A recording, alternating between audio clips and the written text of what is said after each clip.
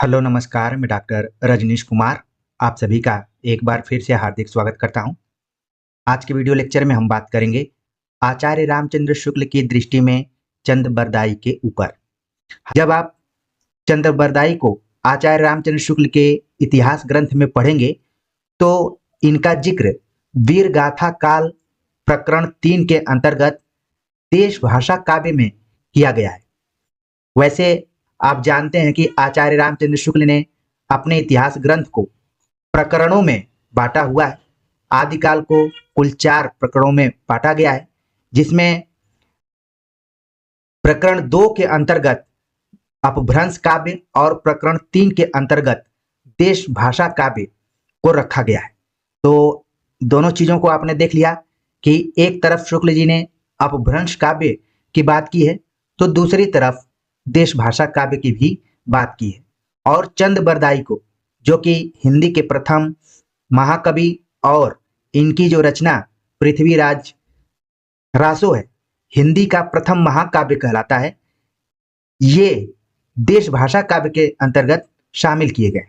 तो अब चलते हैं, हम विस्तार से बातचीत करते हैं जिससे कि आपको कई नए तथ्य देखने को मिल सकते हैं और चंद बरदाई से संबंधित बहुत सारी कहानियां आपके दिमाग में बैठ सकती हैं। जब आप आचार्य रामचंद्र शुक्ल का इतिहास ग्रंथ पढ़ेंगे तो उन्होंने चंद बरदाई को तीसरे नंबर पर प्रस्तुत किया है, यानी कि इनसे पहले 2 और कवि हैं जिन पर की बातचीत की है। चंद बरदाई को तीसरे नंबर पर रखा है और इनका जो जीवन काल है 1225 संवत 1249 तक है। अगर इसको हम सन में कन्वर्ट करें, बदलें, तो 1168 ईस्वी से लेकर 1192 ईस्वी के बीच में चंद बरदाई का समय निर्धारित होता है, यानी कि इन्होंने मात्र 24 वर्ष की आयु पाई थी। वैसे जब हम चंद बरदाई को पढ़ते हैं तो लगता है कि ये बहुत वृद्ध रहे होंगे। हमने भी अभी तक जितनी बार भी अलग अलग इतिहास ग्रंथों को पढ़ा, चंद बरदाई को पढ़ा, पृथ्वीराज रासो को पढ़ा, तो इस दृष्टि से पढ़ने का मौका नहीं मिला था।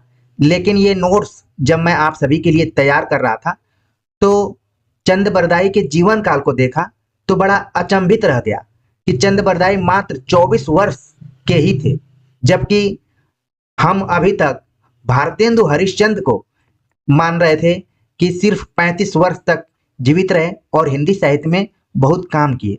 लेकिन चंद बरदाई भी बहुत ज्यादा दिन तक जीवित नहीं रहे, अपने युवावस्था में ही इस दुनिया को छोड़कर चले गए। तो देखते हैं हम कि शुक्ल जी इनका मूल्यांकन कैसे करते हैं और क्या क्या उन्होंने लिखा है।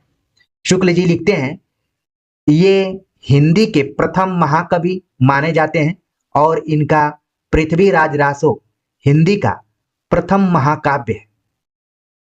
तो आप देख रहे हैं यहाँ पर कि कई बार परीक्षाओं में ये दोनों कोटेशन पूछे जा चुके हैं कि ये हिंदी के प्रथम महाकवि माने जाते हैं, यहां से एक कोटेशन बन जाता है, और दूसरा बन जाता है इनका पृथ्वीराज रासो हिंदी का प्रथम महाकाव्य है। तो दोनों कथनों को ध्यान में रखिए कि चंद बरदाई के संदर्भ में आचार्य रामचंद्र शुक्ल का ये कथन है। आगे लिखते हैं कि चंद यानी चंद बरदाई दिल्ली के अंतिम हिंदू सम्राट महाराज पृथ्वीराज के सामंत और राजकवि प्रसिद्ध हैं। इससे इनके नाम में भावुक हिंदुओं के लिए एक विशेष प्रकार का आकर्षण है।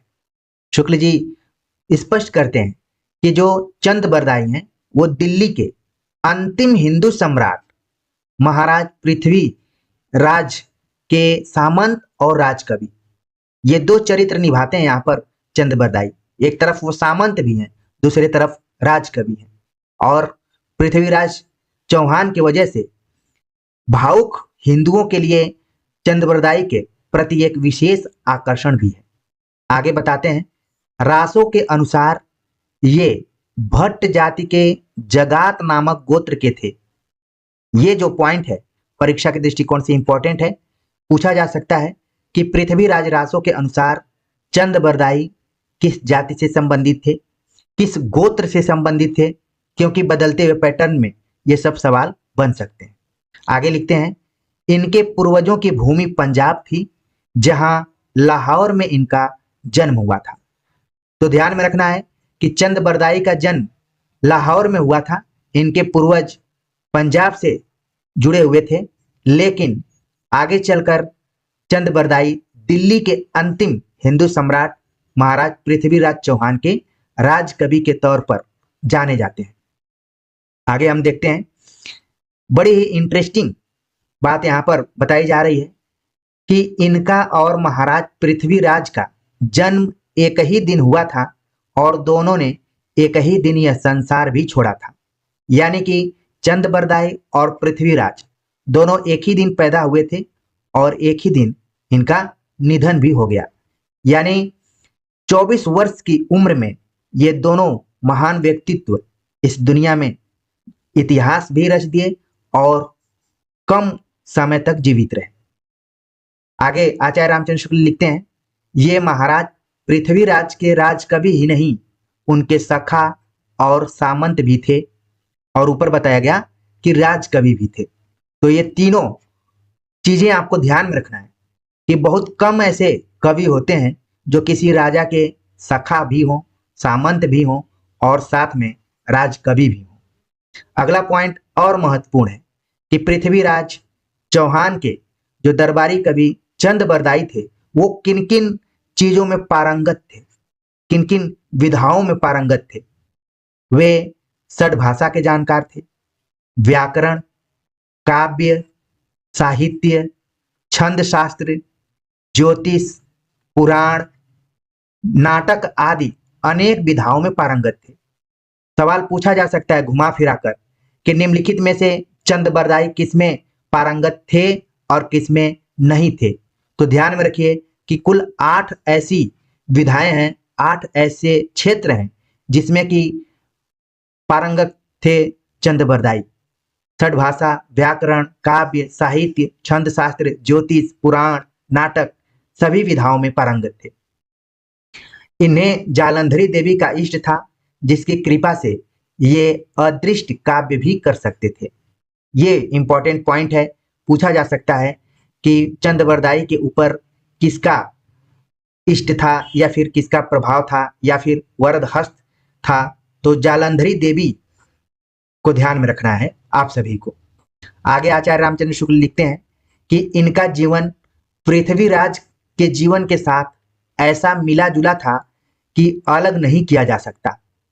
युद्ध में, आखेट में, सभा में, यात्रा में सदा महाराज के साथ रहते थे और जहां जो बातें होती थीं सब में सम्मिलित रहते थे। तो इस तरीके से आपने देखा कि चंद बरदाई और पृथ्वीराज का आपसी संबंध कैसा था।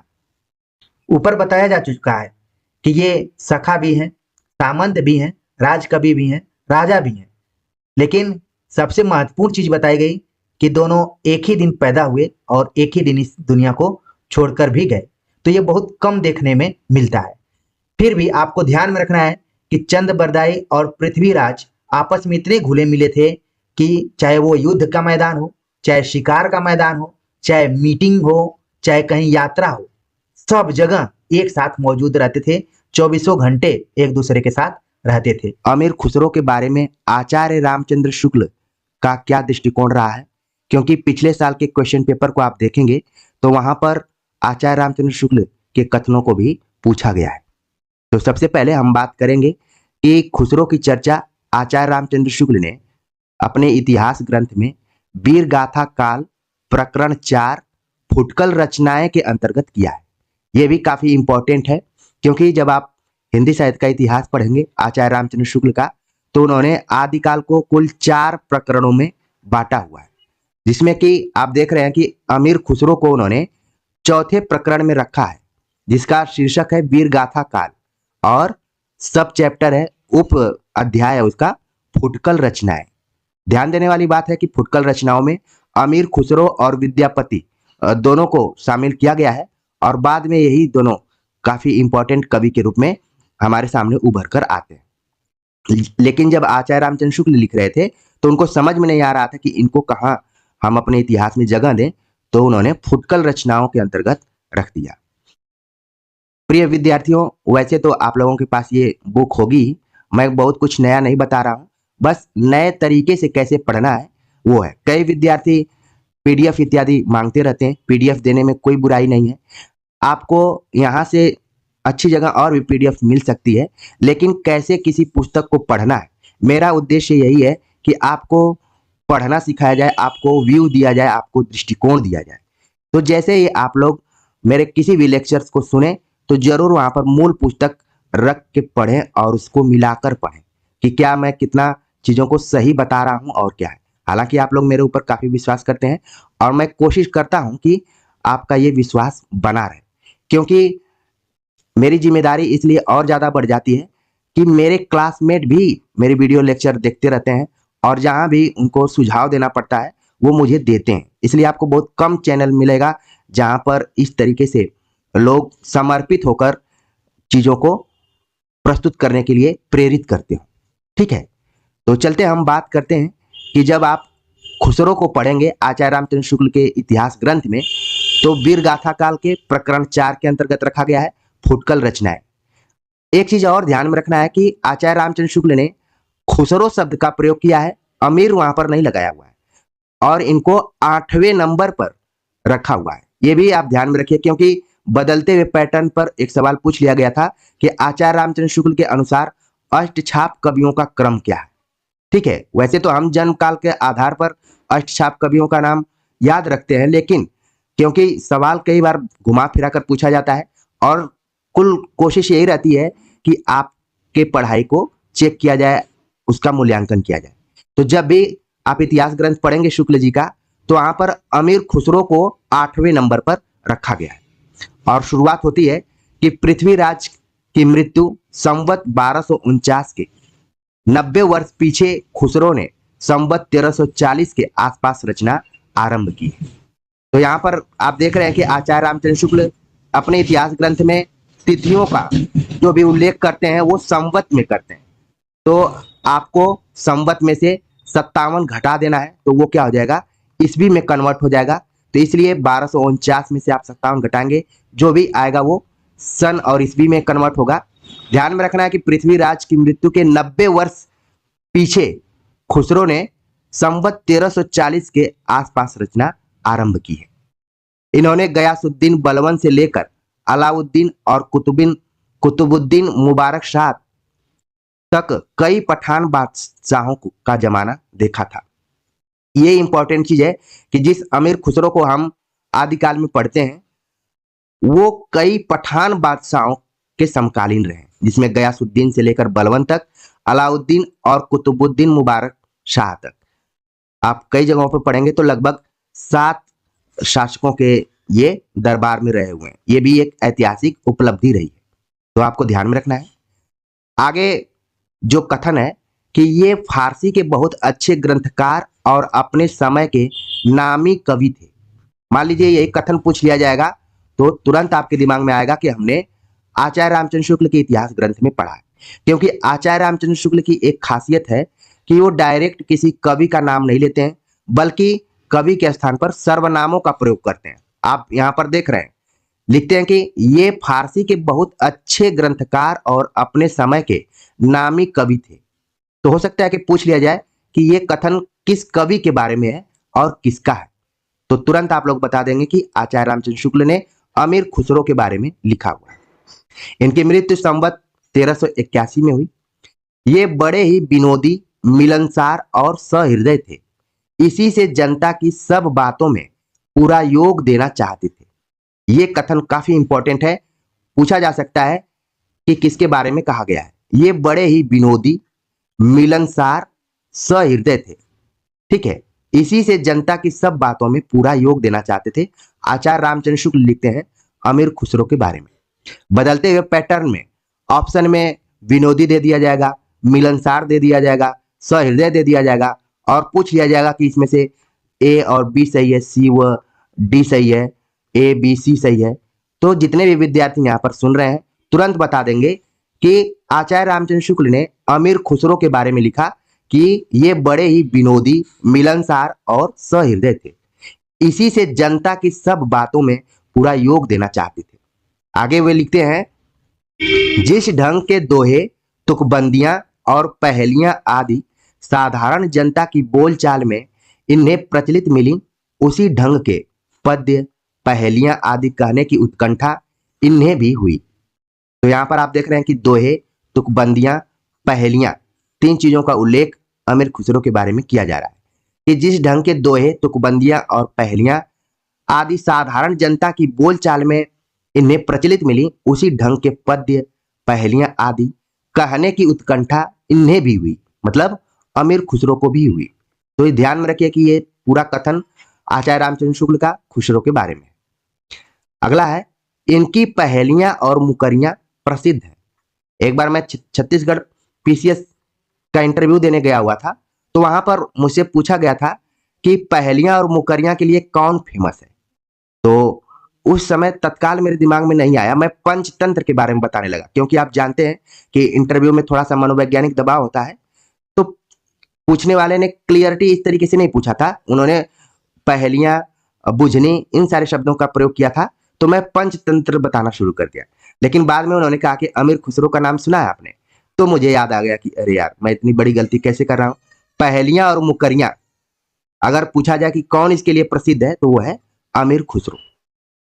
आगे आचार्य रामचंद्र शुक्ल लिखते हैं कि इनमें उक्त वैचित्र की प्रधानता थी, यद्यपि कुछ रसीले गीत और दोहे भी इन्होंने कहे हैं। यह भी कथन बहुत ही इंपॉर्टेंट है। अगर पिछले साल के क्वेश्चन पेपर को आप देखेंगे तो पूछा गया कि इनमें उक्त वैचित्र की प्रधानता थी, यद्यपि कुछ रसीले गीत और दोहे भी इन्होंने कहे हैं। किसके बारे में यह कथन है? तो हो गया आचार्य रामचंद्र शुक्ल का अमीर खुसरो के बारे में। आगे आचार्य रामचंद्र शुक्ल लिखते हैं, यहां इस बात की ओर ध्यान दिला देना आवश्यक प्रतीत होता है कि काव्य भाषा का ढांचा अधिकतर शौर सेनी या पुरानी ब्रज भाषा का ही बहुत काल से चला आता था। अतः जिन पश्चिमी प्रदेशों की बोलचाल खड़ी होती थी, उनमें भी जनता के बीच प्रचलित पद्यों, तुकबंदियों आदि की भाषा ब्रज भाषा की ओर झुकी हुई रहती थी। अब भी यह बात पाई जाती है। आचार्य रामचंद्र शुक्ल लिखते हैं कि ध्यान दिलाना चाहते हैं कि यह ध्यान देना आवश्यक प्रतीत होता है कि जो काव्य भाषा का ढांचा था, वो अधिकतर सौर सेनी या पुरानी ब्रज भाषा का था, और पश्चिमी प्रदेशों की जो बोलचाल की भाषा थी, खड़ी होती थी। इसलिए आप जानते हैं कि जब एक खड़ी बोली की चर्चा की जाती है, तो वो पश्चिमी हिंदी के अंतर्गत आती है। ये भी आप लोगों ने ध्यान में रखा होगा। खड़ी होती थी, उनमें भी जनता के बीच प्रचलित पद्यों, तुकबंदियों आदि की भाषा ब्रज भाषा होती थी। तो आप देख रहे हैं कि खड़ी बोली और ब्रज भाषा दोनों समानांतर चल रही थी। ठीक है, उसमें पद्यों और तुकबंदियों में ब्रज भाषा का भी प्रयोग होता था, खड़ी बोली के साथ साथ। इसी से खुसरो की हिंदी रचनाओं में भी दो प्रकार की भाषा पाई जाती है। अमीर खुसरो जब लिख रहे थे, तो उनकी रचनाओं में भी दो प्रकार की भाषाएं पाई जा रही थी। आगे क्लियर होगा कि कौन कौन सी है। ठेठ खड़ी बोलचाल, पहला जो है, पहली भाषा वो है ठेठ खड़ी बोलचाल, जिसमें पहेलियों, मुकरियों और दो सुकने में ही मिलती है, यद्यपि उनमें भी कहीं कहीं ब्रज भाषा की झलक है। पर गीतों और दोहों की भाषा ब्रज या मुख्य प्रचलित काव्य भाषा ही है। आपको ध्यान में रखना है कि जो अमीर खुसरो ने पहेलियों को लिखा है, मुकरियों को लिखा है, दो सुकनों को लिखा है, ये सब की भाषा क्या है? खड़ी बोली है। यही एग्जाम में आ जाएगा तो आपके लिए बहुत भारी प्रश्न बन जाएगा। ठीक है, तो पहेलियां, मुकरियां, दो सुकने इत्यादि खड़ी बोली में लिखा, वो भी ठेठ खड़ी बोलचाल की भाषा रही है। कहीं कहीं इसमें ब्रज भाषा भी दिखती है। लेकिन जब अमीर खुसरो गीतों और दोहों को लिखते हैं, तो इसकी जो भाषा है वो ब्रज भाषा हो जाती है। और यहाँ पर ब्रज का एक दूसरा नाम आचार्य रामचंद्र शुक्ल ने लिखा है कि मुख्य प्रचलित काव्य भाषा। मान लीजिए इस बार एग्जाम में पूछा जाए कि आचार्य रामचंद्र शुक्ल ने अपने इतिहास ग्रंथ में मुख्य प्रचलित काव्य भाषा किसे कहा है, तो जितने भी विद्यार्थी यहाँ पर जुड़े हुए हैं तुरंत बता देंगे कि ब्रज भाषा को उन्होंने कहा है। वैसे ब्रज के बहुत और नाम है, ठीक है, लेकिन यहाँ पर मुख्य प्रचलित काव्य भाषा को भी आप ध्यान में रख सकते हैं। आगे वे लिखते हैं, यही ब्रज भाषा देख उर्दू साहित्य के इतिहास लेखक प्रोफेसर आजाद को यह भ्रम हुआ कि ब्रज भाषा से खड़ी बोली अर्थात उसका अरबी फारसी ग्रस्त रूप उर्दू निकल पड़ी। ये बहुत ही इंपॉर्टेंट तथ्य है यहाँ पर कि ब्रज भाषा को देखकर उर्दू साहित्य के जो इतिहास के प्रोफेसर थे उनको यह भ्रम हुआ कि ब्रज भाषा से ही खड़ी बोली पैदा हुई या फिर निकली। आगे लिखते हैं शुक्ल जी, खुसरो के नाम पर संग्रहित पहेलियों में कुछ प्रक्षिप्त और पीछे की जोड़ी पहेलियां भी मिल गई हैं, इसमें संदेह नहीं है। उदाहरण के लिए हुक्के वाली पहेली लीजिए। इतिहास प्रसिद्ध है कि तंबाकू का प्रचार हिंदुस्तान में जहांगीर के समय में हुआ था।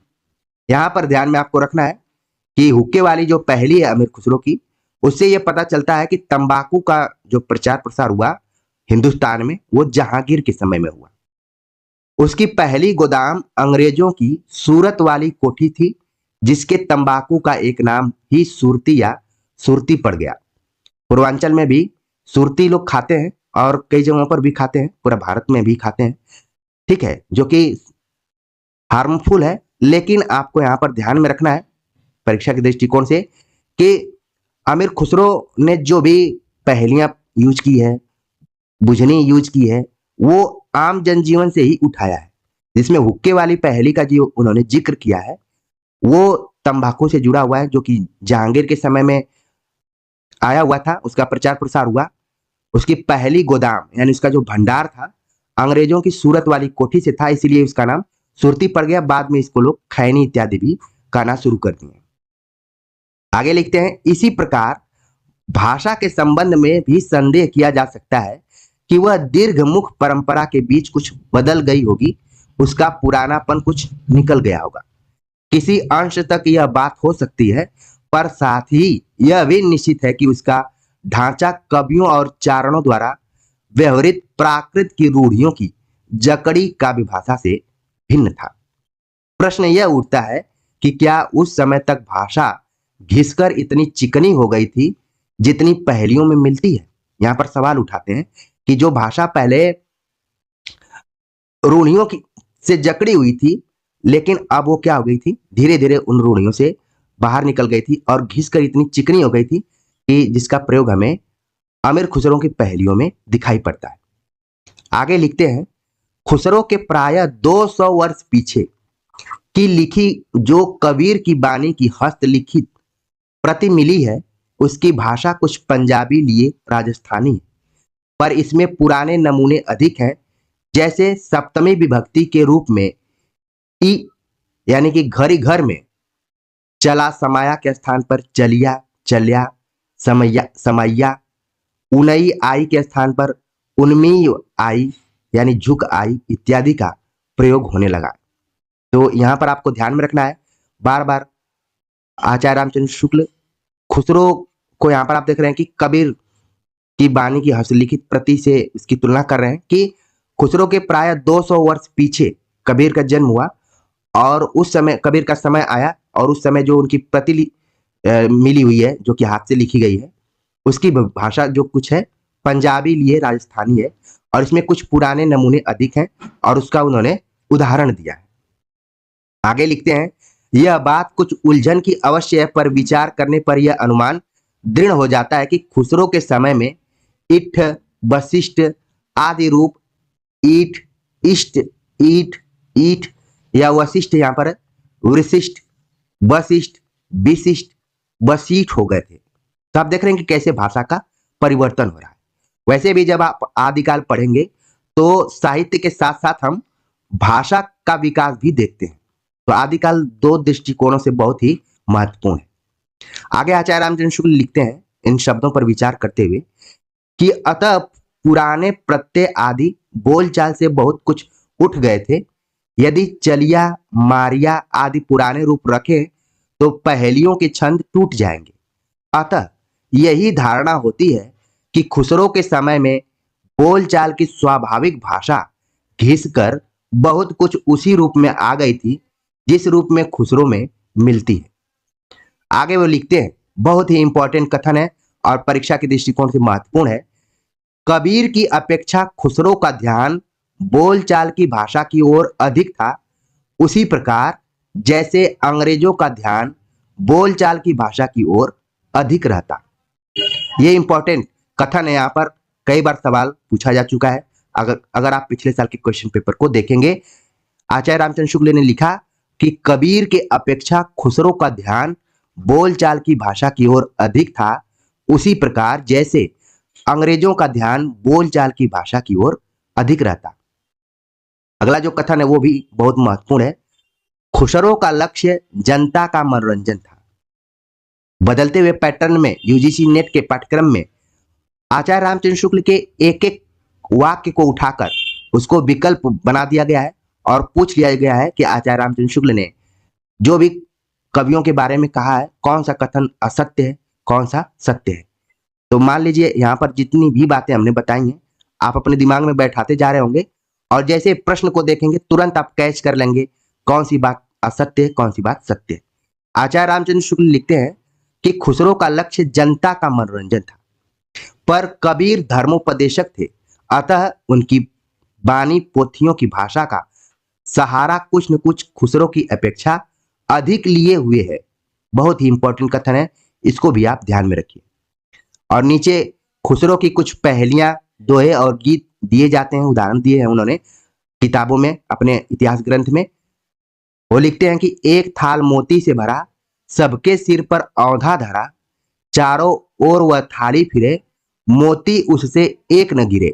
आप लोगों ने इसको पूरा याद कर लिया होगा और ये पहेली है तो तुरंत आपके दिमाग में आ गया होगा कि ये आकाश के बारे में कहा जा रहा है। अगला है, एक नार ने अचरज किया, सांप मार पिजड़े में दिया, जो जो सांप ताल को खाए, सूखे ताल सांप मर जाए। क्या हो गया? दिया बत्ती। एक नार दो को ले बैठी, टेढ़ी होके बिल में बैठी, जिसके बैठे उसे सुहाए, खुसरो उसके बलबल जाए।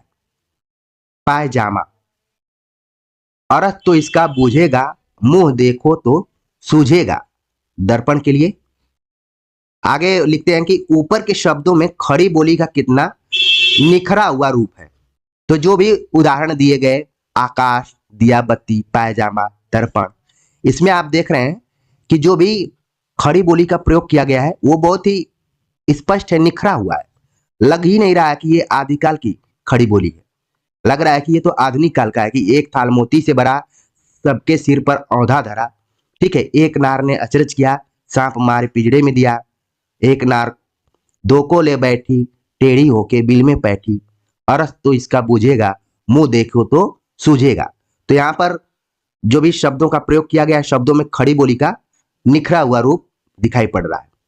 अब वो एक दूसरी भाषा का उदाहरण दे रहे हैं जो कि ब्रज भाषा है। तो इसलिए आप ध्यान में रखिए कि अमीर खुसरो की जब भी चर्चा की जाएगी तो खड़ी बोली और ब्रज भाषा दोनों को आपको ध्यान में रखना पड़ेगा।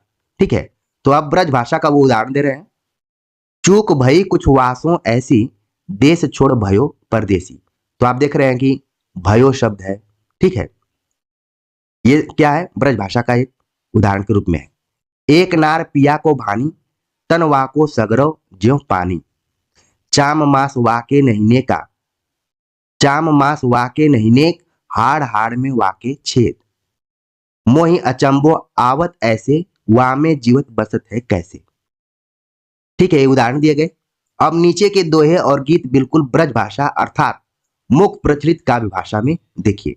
तो आप ध्यान में रखिए कि दोहे और गीत जो है ब्रज भाषा में लिखे हैं अमीर खुसरो ने, और आचार्य रामचंद्र शुक्ल ने ब्रज भाषा को मुख प्रचलित काव्य भाषा नाम भी दिया है। और उदाहरण है, नीचे देखिए आप।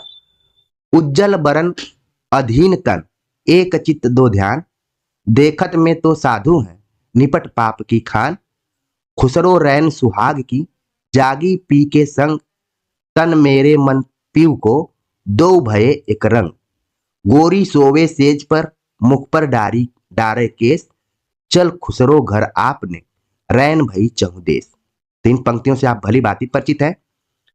आगे कुछ पंक्तियां हैं कि मोरा जोबना नवेल रा भयो है गुलाल, कैसे गर्दीनी कस मोरी माल, सुनी सेज डरावन लागे, बिरहा अगिन मोई डस इस जाए।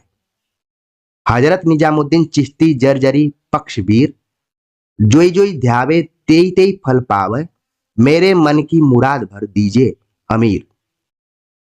जे हाल मिसकी मकुन तगाफुल दुराए नैना, बनाए बतिया किताबे हिजरा न दारेम, ऐ जा न लेहूं काहे लगाए छतियां, तबाने हिजरा दराज चू जुल्फ, व रोजे वसलत चू उम्र कोतह, सखी पिया को जो मैं न देखूं तो कैसे कायूं अंधेरी रतियां। तो यहाँ पर आपने पंक्तियों के माध्यम से अमीर खुसरो की भाषा शैली को देखा कि खड़ी बोली और ब्रज भाषा का उन्होंने प्रयोग इन पंक्तियों में किया है। और शुरू में ही बताया गया कि ये फारसी के बहुत अच्छे ग्रंथकार और अपने समय के नामी कवि थे।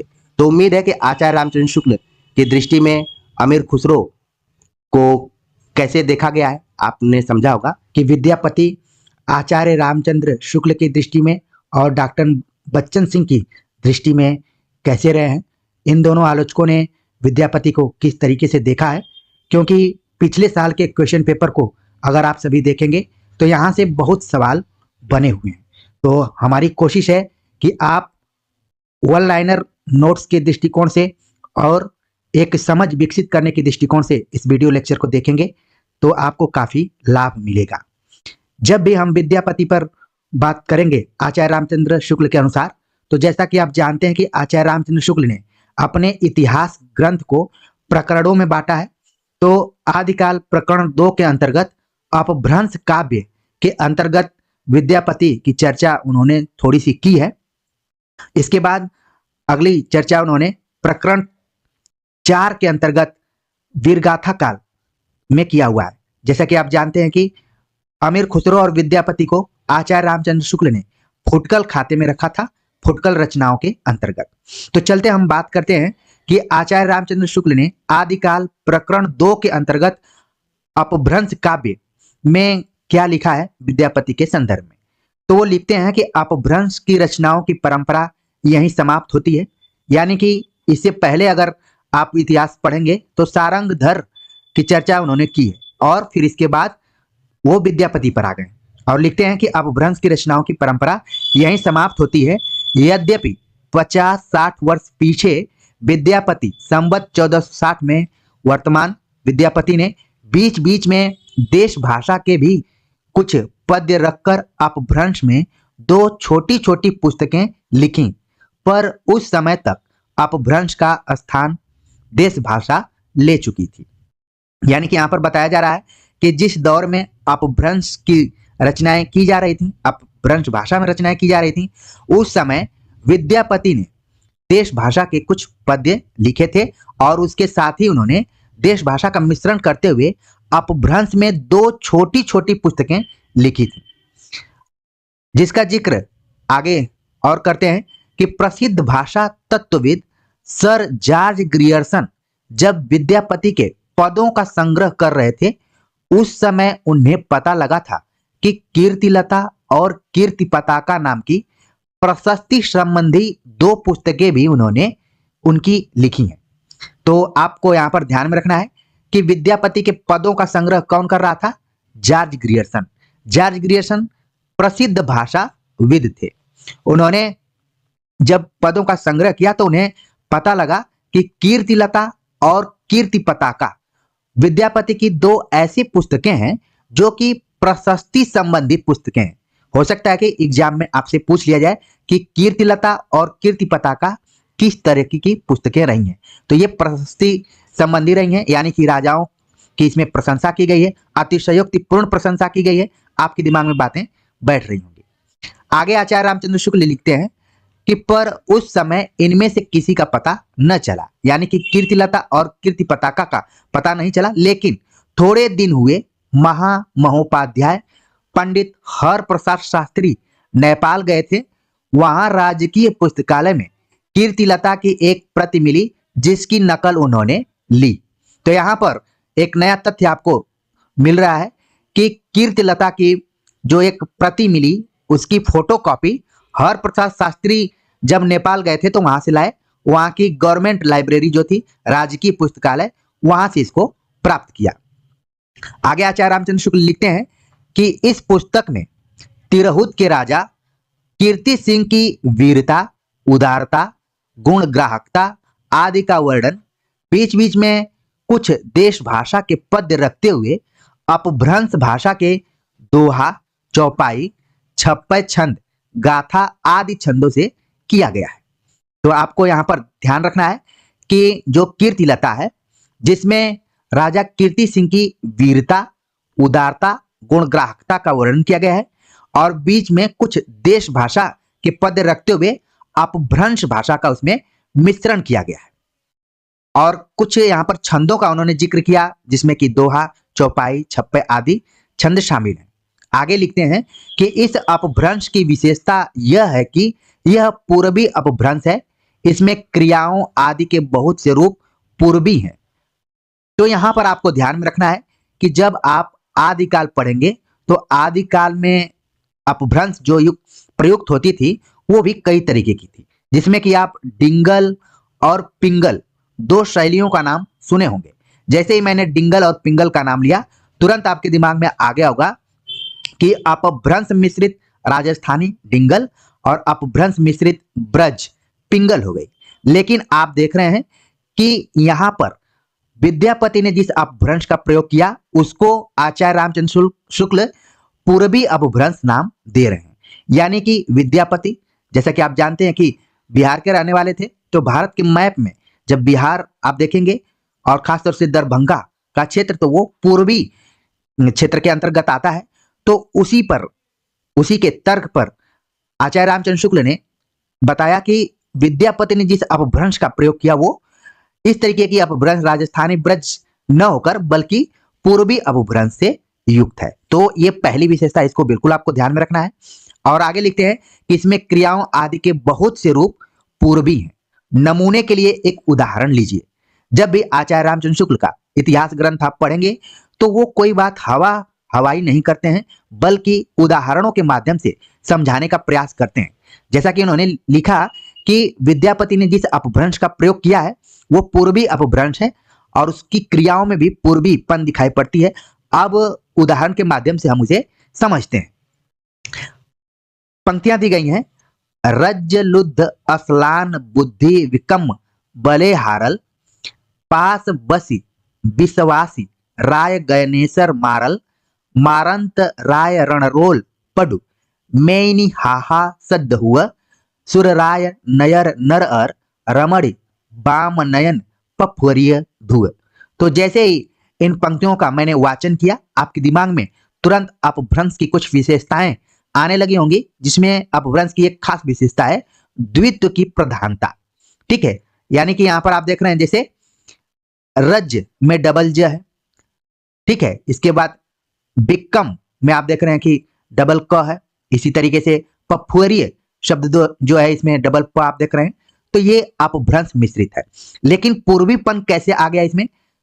क्योंकि विद्यापति मैथिली क्षेत्र से थे और उन्होंने देश भाषा का प्रयोग किया है। देश भाषा मिश्रित अपभ्रंश का प्रयोग उन्होंने किया है, जिसमें आप देख रहे हैं हारल, मारल, ठीक है। इसके बाद रणरोल, ठीक। इस तरीके के जो शब्द आप यहाँ पर देख रहे हैं, कहीं कहीं ये मैथिली से प्रभावित रहे। यही पूर्वीपन का कारण है, ठीक है। यही है पूर्वी अपभ्रंश। तो इसको आप समझ गए होंगे। आगे आचार्य रामचंद्र शुक्ल लिखते हैं कि दूसरी विशेषता विद्यापति के अपभ्रंश की क्या है। लिखते हैं, दूसरी विशेषता विद्यापति के अपभ्रंश की यह है कि प्राय देश भाषा कुछ अधिक लिए हुए है और उसमें तत्सम संस्कृत शब्दों का वैसा बहिष्कार नहीं है। यानी कि देश भाषा का प्रयोग तो किया है उन्होंने प्रमुखतया, लेकिन उसमें तत्सम संस्कृत निष्ठ शब्दों का बहिष्कार नहीं किया गया, उसको भी लेने का प्रयास किया गया। लिखते हैं कि तात्पर्य यह है कि वह प्राकृत की रूढ़ियों से उतनी अधिक बधी नहीं है। उसमें जैसे इस प्रकार का टकसाली अपभ्रंश है। आपके दिमाग में प्रश्न उठने लगा होगा कि यह टकसाली अपभ्रंश क्या है। कुछ बच्चों ने कमेंट्स किया था कि टकसाली, संस्कृत निष्ठ, परिनिष्ठित, मानक इत्यादि शब्दों में क्या अंतर है।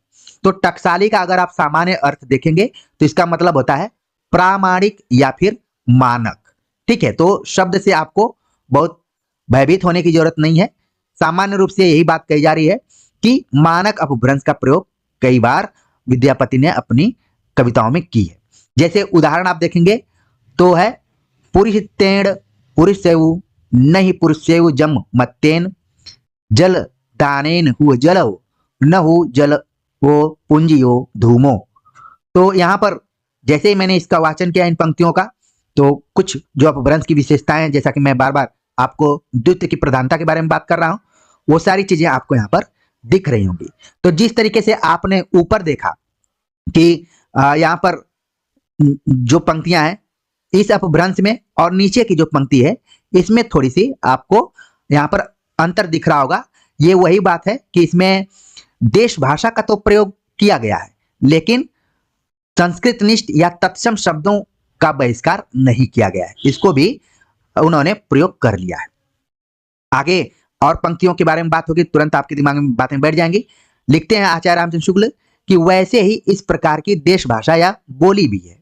जैसे पंक्तियां दी गई हैं, कतहूं तुरक बरकर बार जाए ते बेगार धर, धरि आने बाभन बरुआ मथा चढ़वाई गाय का चुरुआ, हिंदू बोले दूर ही निकार छोटहु तुर्का भबकी मार। तो आप इन पंक्तियों को देखिए, तो ऊपर की जो अपभ्रंश युक्त पंक्तियां थी ये थोड़ा सा देश भाषा ली हुई हैं, ये आपको पढ़ने में ज्यादा आसानी महसूस करा रही होंगी।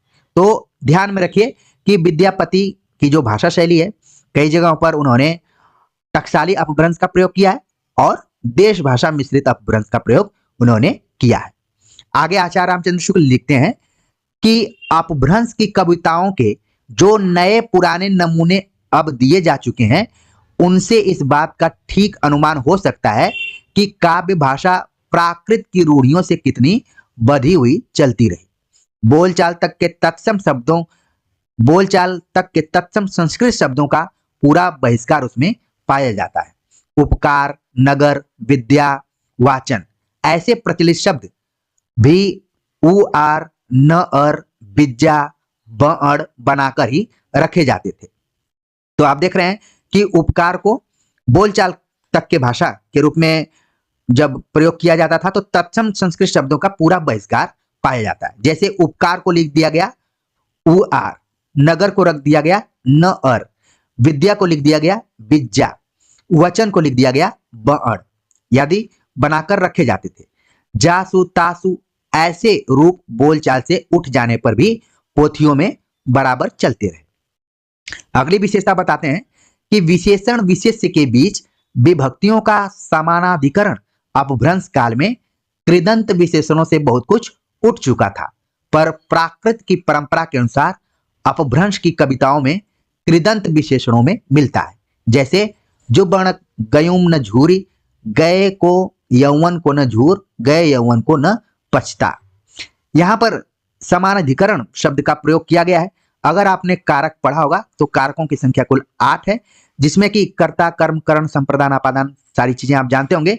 समानाधिकरण मतलब सप्तमी विभक्ति का प्रयोग अपभ्रंश काल में कृदंत विशेषणों से बहुत कुछ उठ चुका था, मतलब खत्म हो चुका था, पर प्राकृत के परंपरा के अनुसार अपभ्रंश की कविताओं में कृदंत विशेषण मिलता है और ये उदाहरण दिया गया। आगे लिखते हैं कि जब ऐसे उदाहरणों के साथ हम ऐसे उदाहरण भी पाते हैं जिनमें विभक्तियों का ऐसा समानाधिकरण नहीं है, तब यह निश्चय हो जाता है कि उसका सन्निवेश पुरानी परंपरा का पालन मात्र है। इस परंपरा पालन का निश्चय शब्दों की परीक्षा से अच्छी तरह हो जाता है। आगे लिखते हैं, जब हम अपभ्रंश के शब्दों में मिठ और मीठी दोनों रूपों का प्रयोग पाते हैं, तब उस काल में मीठी शब्द के प्रचलित होने में क्यों संदेह हो सकता है। तो इन्होंने सवाल उठाया और आगे लिखते हैं कि ध्यान देने पर यह बात भी लक्षित होगी कि ज्यों-ज्यों काव्य भाषा देश भाषा की ओर अधिक प्रवृत्त होती गई, त्यों-त्यों तत्सम संस्कृत रखने में संकोच भी घटता गया। बहुत महत्वपूर्ण बात कही जा रही है। अगर हम कथन के दृष्टिकोण से देखें तो हो सकता है कि सवाल पूछ लिया जाए कि यह किसका कथन है। ज्यों-ज्यों काव्य भाषा देश भाषा की ओर अधिक प्रवृत्त होती गई, त्यों-त्यों तत्सम संस्कृत रखने में भी संकोच घटता गया। किसका कथन है? तो जो भी विद्यार्थी अभी तक सुन रहे होंगे तुरंत बता देंगे। आचार्य रामचंद्र शुक्ल विद्यापति वाले चैप्टर में इस तरीके से लिखते हैं।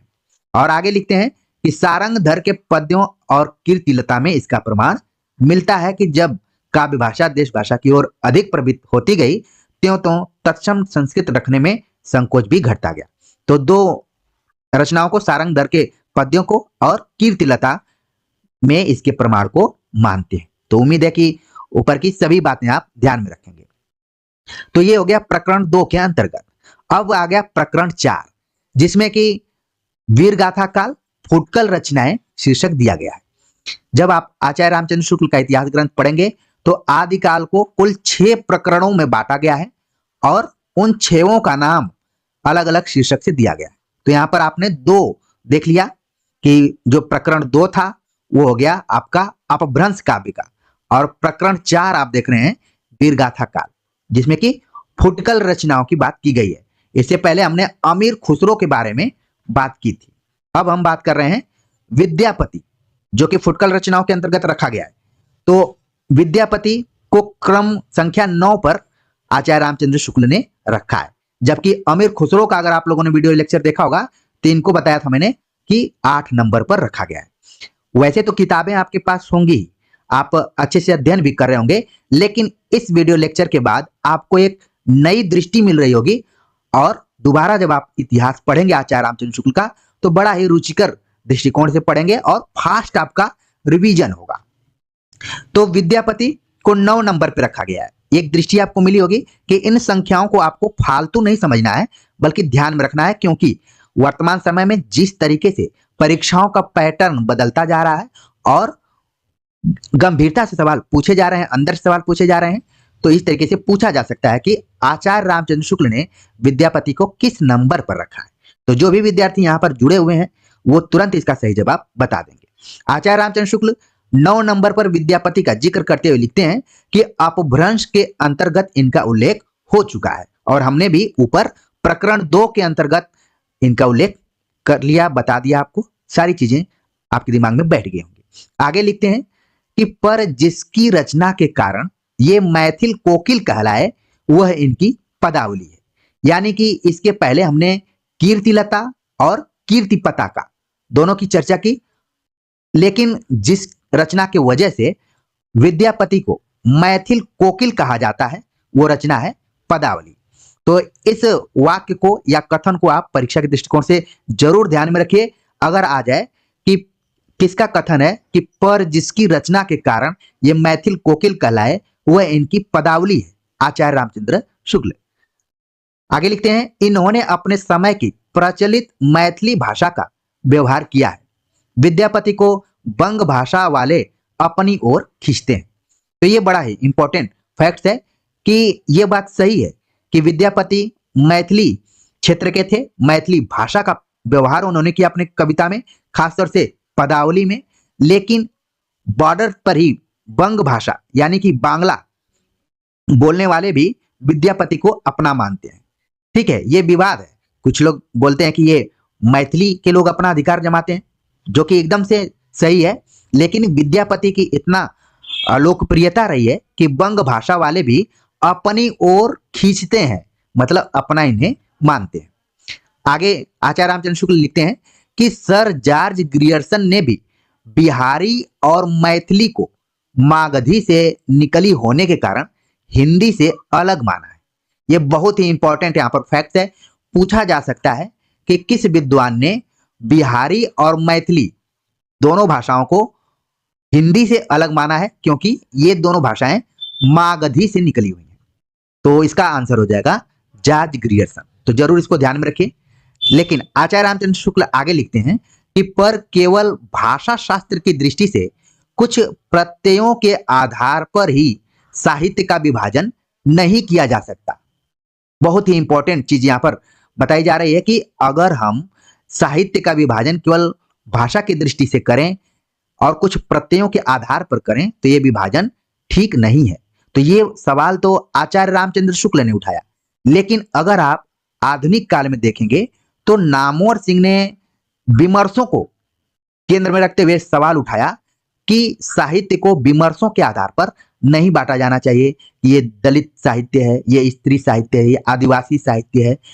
कुछ लोगों ने ओबीसी साहित्य को भी स्थापित करने की कोशिश की। ठीक है, तो इस पर नामवर सिंह ने बहुत कड़ा ऐतराज जताया। उनका मानना था कि साहित्य को साहित्य रहने दिया जाए, बांट कर उसको अध्ययन न किया जाए। तो क्या नामवर सिंह के मन में ये अचानक विचार आया? मुझे जहां तक लगता है कि आचार्य रामचंद्र शुक्ल ने बहुत पहले ही इस बात का खंडन किया था कि चाहे वो विमर्श हो चाहे भाषा शास्त्र की दृष्टि से साहित्य का विभाजन नहीं किया जाना चाहिए कि ये बिहारी मैथिली अलग है, हिंदी अलग है, या फिर जितनी भी भाषाएं। जैसा कि आप जानते हैं कि हिंदी में कुल 5 उपभाषाएं और 18 बोलियों का समावेश है। ठीक है, तो ये सब मिलकर हिंदी का निर्माण करते हैं, तो इसको भी आप ध्यान में रखिए। तो यहाँ पर आचार्य रामचंद्र शुक्ल ने सवाल उठाया कि भाषा की दृष्टि से साहित्य के विभाजन नहीं किया जा सकता। आगे लिखते हैं, कोई भाषा कितनी दूर तक समझी जाती है इसका विचार भी तो आवश्यक होता है। किसी भाषा का समझा जाना अधिकतर उसकी शब्दावली पर अवलंबित होता है। यदि ऐसा न होता तो उर्दू और हिंदी का एक ही साहित्य माना जाता। तो इस कथन को जरूर ध्यान में रखिए, पूछा जा सकता है कि ये किसका कथन है। तो जो भी विद्यार्थी यहाँ पर हैं तुरंत बता देंगे कि आचार्य रामचंद्र शुक्ल का है। उनका मानना था किसी भाषा का समझा जाना अधिकतर उसकी शब्दावली यानी वोकेबुलरी पर आधारित होता है, अवलंबित होता है। लिखते हैं आगे, खड़ी बोली बांगड़, ब्रज, राजस्थानी, कन्नौजी, बैसवारी, अवधी इत्यादि में रूपों और प्रत्ययों का इतना भेद होते हुए भी सब हिंदी के अंतर्गत मानी जाती हैं। इनके बोलने वाले एक दूसरे की बोली समझते हैं। आगे लिखते हैं कि बनारस, गाजीपुर, बलिया आदि जिलों में आयल, आइल, गयल, गईल, हमरा, तोहरा आदि बोले जाने पर भी वहां की भाषा हिंदी के सिवाय दूसरी नहीं कही जाती। कारण है शब्दावली की एकता। बहुत ही इंपॉर्टेंट चीज है, यहां पर सवाल बन सकता है कि बनारस, गाजीपुर, बलिया आदि जिलों में आप देख रहे हैं कि थोड़ा बहुत अंतर है, यहाँ पर ध्वनियों का केवल वर्णों का अंतर हो जा रहा है। आयल को कई जगह आइल, गयल को गईल, हमरा, तोहरा आदि बोला जाता है। तो ये हिंदी के अंतर्गत है, लेकिन किसके कारण है?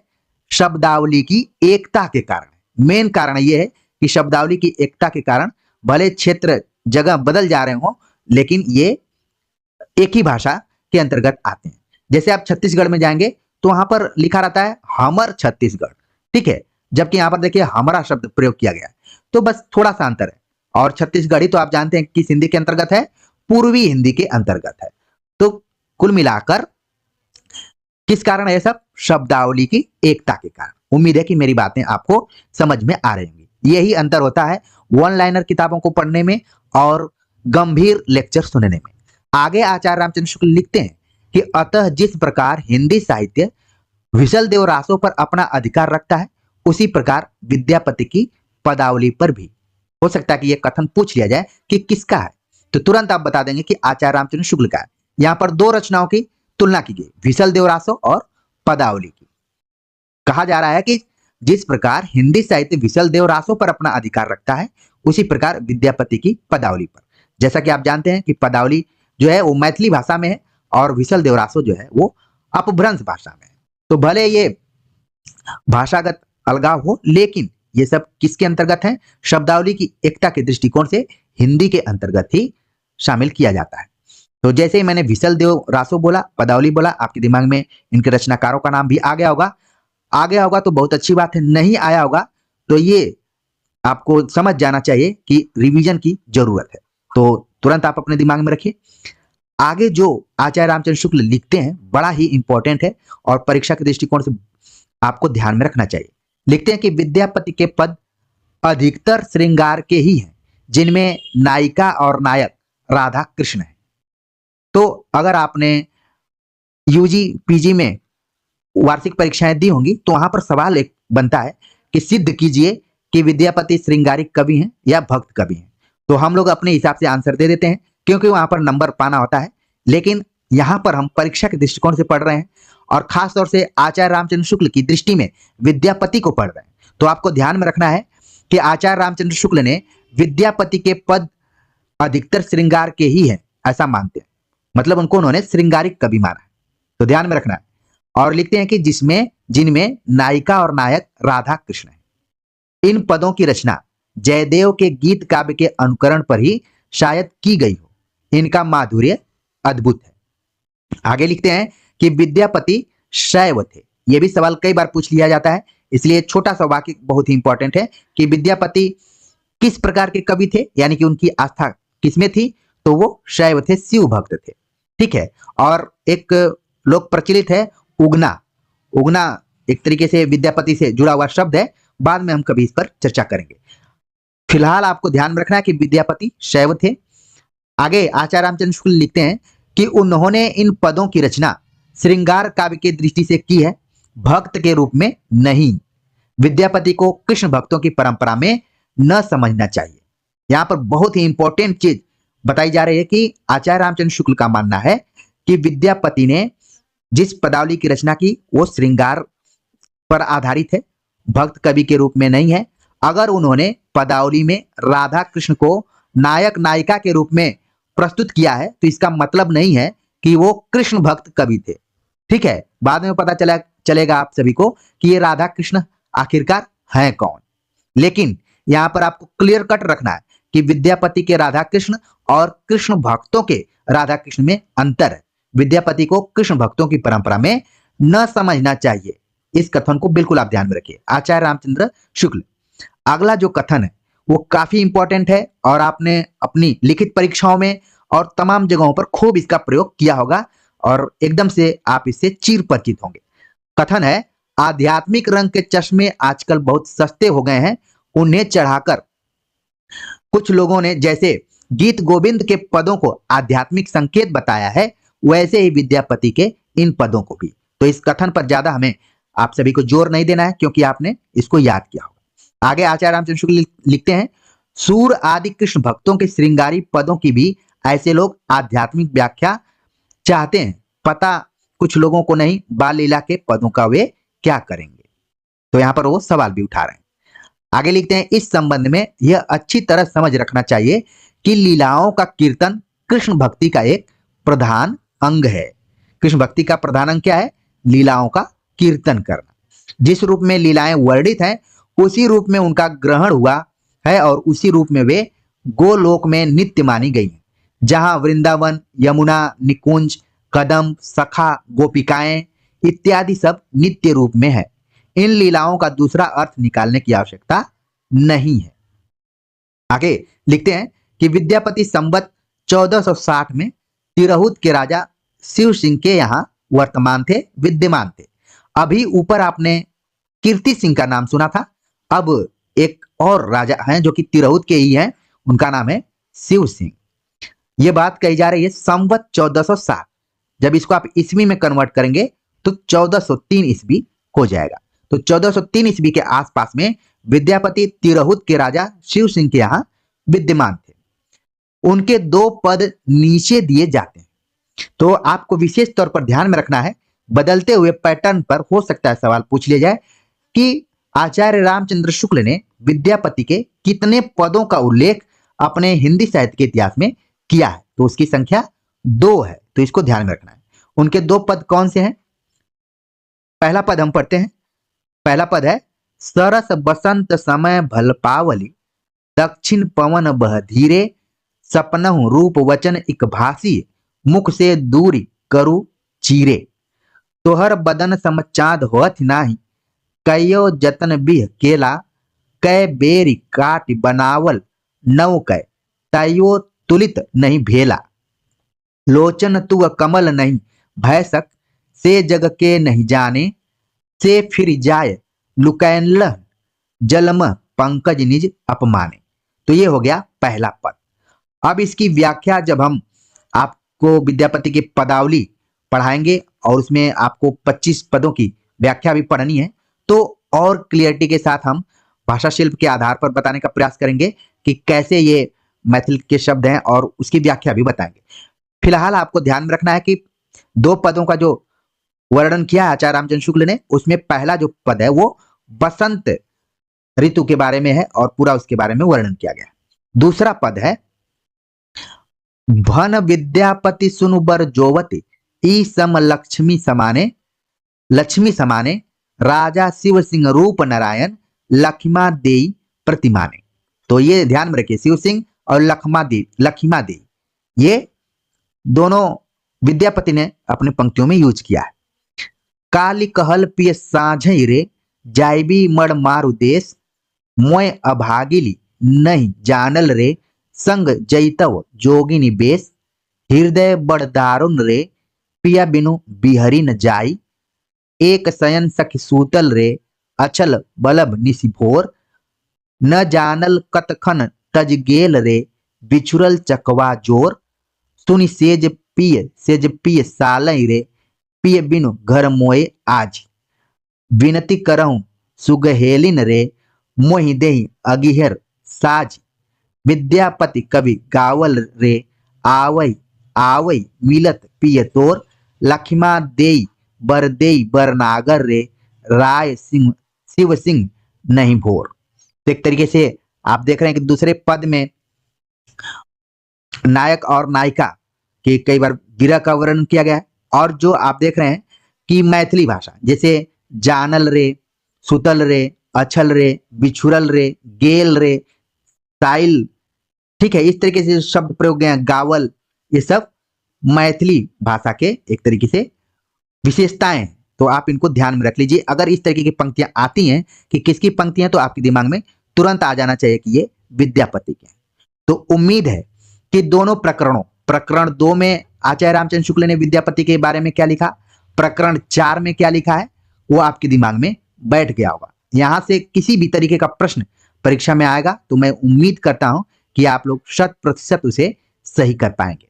और आप देखेंगे कि जिन वन लाइनर किताबों को आप पढ़ते हैं वो सभी वन लाइनर किताबें इन्हीं मूल किताबों पर आधारित हैं। ऐसा नहीं है कि वो लोग तथ्यों को गढ़ रहे हैं या फिर कहीं से ला रहे हैं, वो तथ्य यहीं से हैं, बस वो आपके अध्ययन को थोड़ा सा सरल बना देते हैं और धीरे धीरे आपको कमजोर भी बना देते हैं। आपको लगता है कि कोई ऐसी पुस्तक मिल जाए जिसका हम आसानी से अध्ययन करके परीक्षा को पास कर जाएं। कई लोग पास भी कर जाते हैं और कई बार बदलते हुए पैटर्न में दिक्कत भी आने लगती है। तो कमेंट्स कर जरूर बताइएगा कि आचार्य रामचंद्र शुक्ल की दृष्टि में विद्यापति को आपने ठीक से समझ लिया है। तो मिलते हैं एक नए टॉपिक के साथ, तब तक के लिए नमस्कार।